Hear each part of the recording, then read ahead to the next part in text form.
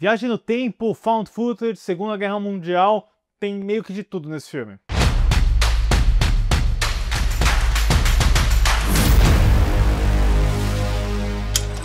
Olá, fãs da Sétima Arte, meu nome é Lucas Nascimento e esse é o Lucas Filmes, e hoje estou aqui para falar sobre um filme que talvez vocês não conheçam, não tenham ouvido falar sobre, eu mesmo não tinha conhecimento dele, até recebi um e-mail alertando de uma cabine de imprensa, que é Máquina do Tempo, Lola, no título original, filme de 2023 dirigido pelo Andrew Legg, que vai estrear essa semana nos cinemas brasileiros.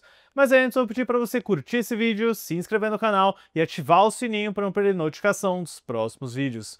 Bom, pessoal, eu adoro uma boa história de viagem no tempo e eu sinto que eu não sou o único, né? Esse tema já gerou tantas obras, tantos filmes dos mais variados estilos, tons, gêneros, comédia, suspense, terror, às vezes algo que desafia o próprio conceito da realidade e a ciência por trás dessa ideia, como é o caso do Primer, aquele filme que é praticamente impossível de se entender.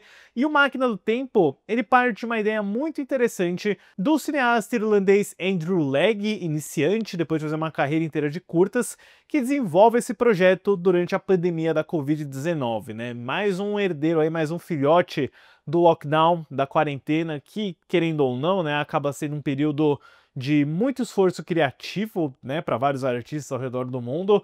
O Lola, que é o nome dessa máquina do tempo no filme, foi escrito pelo Legg e pela Angela McFarlane, e contou aí com uma coprodução da Irlanda com o Reino Unido. Não tem muitos detalhes assim sobre os bastidores dele, porque ele realmente vem de uma origem muito pequena, muito humilde, por assim dizer, e ele parte de uma ideia muito radical também, que é ser um filme found footage. Eu não sabia disso quando eu sentei para assistir o filme, eu imaginei que seria só uma história de viagem no tempo, mas ele é um found footage. E mais do que isso, ele é um found footage epistolar, ou seja, ele é aquele found footage que está se propondo como uma série de filmagens que foram encontradas e editadas juntas. Na verdade, não só encontradas, né? A gente entende o que é aquele filme, a existência dele, mas a gente já viu exemplos aí como Poderes Sem Limites, Projeto Almanac, onde o found footage não é a câmera encontrada, você está simplesmente acompanhando a câmera no ponto de vista de vários personagens, mas isso não quer dizer que a imagem foi editada por um terceiro em algum momento.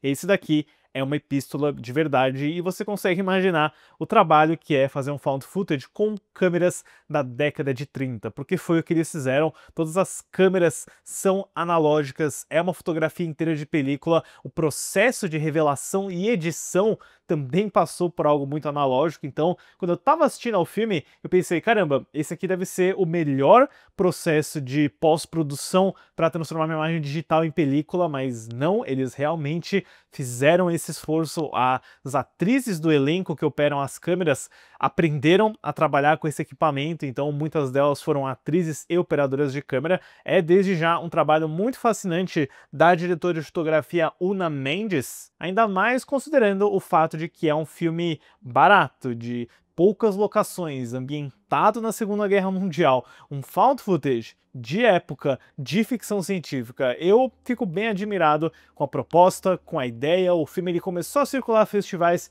em 2022, chegou em circuitos bem limitados em 2023 e tá só agora chegando no Brasil em 2025. E assim, eu nem saberia que esse filme existia se não fosse essa cabine de imprensa, esse convite que veio do meu e-mail. Me fez ir atrás do projeto e eu vou compartilhar com vocês aqui também, né? Porque é um filme que, apesar de eu não achar que ele chega 100% lá em tudo que ele tá querendo fazer, é um ótimo cartão de visita, é uma demonstração criativa e temática também do que esse Andrew Legg e a equipe dele podem fazer. A história do filme é ambientada nos anos 30 e acompanha as irmãs Thomasin e Martha, vividas por Emma Appleton e Stephanie Martini, que inventam uma máquina capaz de receber transmissões do futuro. A partir daí, a tecnologia acaba sendo usada para ditar o curso da Segunda Guerra Mundial, com consequências assustadoras. Uma excelente premissa, né, pessoal? A gente sempre costuma ver histórias de viagem no tempo que incluem um personagem se deslocar da linha do tempo onde ele está, seja para frente ou para trás,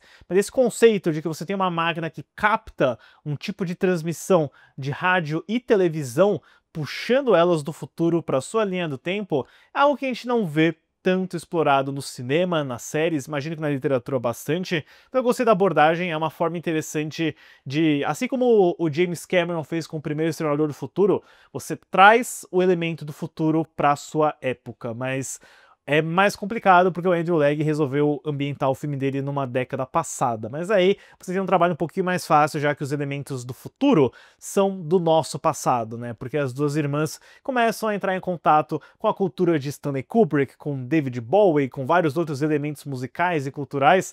E aí você tem uma narrativa que é bem curta, tá? É um filme de 79 minutos, é 1h e 19 minutos, que pra mim é o primeiro demérito dele. Eu acho que ele é um filme muito rápido, muito apressado. Toda a passagem das irmãs desenvolvendo e construindo a máquina, super rápido. O envolvimento delas com essas obras do futuro, super rápido também. Parece que eles queriam chegar muito rápido, eles queriam chegar logo na presença dos militares, na entrada das duas na Segunda Guerra Mundial, e a forma como elas vão usando a máquina, a Lola, que é batizada em homenagem à mãe delas, para ver onde os alemães atacariam no futuro e depois conseguir coordenar com o exército britânico para garantir a vantagem, né? Então, durante boa parte do filme, você vai vendo as irmãs ajudando secretamente na Segunda Guerra Mundial e o Reino Unido se tornando uma potência muito forte durante o conflito. Mas aí, né, sem entrar em spoilers, quando eles vão mudando o curso da história, o famoso efeito borboleta entra em ação, e aí você tem uma espécie de realidade alternativa que é criada, onde coisas como David Bowie nunca existiu, se tornam um grande momento e um grande motivador de pânico da história também. E aí, acho que é o ponto mais interessante da história, né? O que começa a acontecer nos eventos históricos com essas alteradas aí de guerra. Isso foi bem estimulante, é muito criativo, eu adoro esse tipo de história de viagem no tempo que dá errado, mas eu repito, né? Eu acho que é tudo muito rápido, muito corrido, você não sente muito que as irmãs, por exemplo, aproveitaram o potencial da máquina para, por exemplo, entender o que é o David Bowie, entender o que é o Bob Dylan, entender quem é o Stanley Kubrick, e até a forma como elas falam começa a ser modernizada por conta das transmissões que elas recebem, o que é meio anacrônico com os outros personagens do período. Isso não bate muito forte para mim. E eu também tenho um leve problema com o fato de que a linguagem found footage, se ter uma câmera acompanhando, é algo essencialmente muito moderno, e quando você vê personagens na década de 30 e 40 usando a câmera de uma maneira muito 2025, o efeito da ilusão se quebra um pouquinho, sabe? É um filme que parece muito moderno em linguagem para algo que deveria ser um pouquinho mais retrógrado. E aí seria até um desafio interessante, né? Como que seria a cabeça de uma pessoa nos anos 30 com uma câmera que pode captar tudo que eles estão vendo naquele momento, né? Eu sei que existe aí uma influência dos filmes caseiros, só que eu acho que isso não vem muito do tipo de história que eles estão tentando contar, né? Apesar de eu admirar bastante a ideia, a execução, as duas atrizes são excelentes também. A Stephanie Martini e a Emma Appleton tem um yin e yang entre as duas, onde uma delas é um pouquinho mais nihilista, focada na ciência e sem muita bola para as consequências humanas do que pode acontecer, e a outra, ela é mais emotiva, ela começa a ter um romance com o soldado também, mas são duas personagens muito ricas que se complementam ao longo da história inteira. E, né, eu nem preciso falar, mas a parte técnica da fotografia, do que eles conseguem recriar com essa tecnologia, é impressionante, ainda mais quando a gente vai vendo uma clara presença de efeitos visuais para mostrar elementos de história alternativa que nunca existiria algum tipo de material sobre, mas naquele filtro, naquela captação analógica, é muito legal, é muito interessante, é um experimento muito bacana também. Eu acho até que o Lola merecia, eu não vou dizer um remake, mas ele merecia um upgrade, às vezes do próprio Andrew Legg, com um pouquinho mais de verba e grana. Eu fico pensando no que o Sam Raimi fez com o Evil Dead, sabe? O primeiro Evil Dead, ele existe, ele tá lá, aí o Evil Dead 2, ele é em partes uma continuação, em partes um remake com mais orçamento daquele filme. Então, eu adoraria ver uma nova tentativa de contar essa história. Eu sinto que o Andrew Legg, com todos os recursos que ele tem, com a ideia e a execução, ele conseguiu trazer algo muito especial, diferente da maioria dos found footage que eu já vi, mas eu também sinto ao mesmo tempo que existe uma versão muito melhor, mais sofisticada dessa mesma ideia que ele mesmo poderia ser capaz de contar. Pra Máquina do Tempo, eu dou uma nota 6. Deixa nos comentários depois, pessoal, o que vocês acharam dessa ideia, da proposta desse filme, se vocês assistiram o Lola. Eu sei que ele já tá disponível aí na internet há um tempo já, então comentem aí o que vocês acharam, se vocês pretendem dar uma chance pra ele. Certo, pessoal? Obrigado pela visita e até a próxima sessão.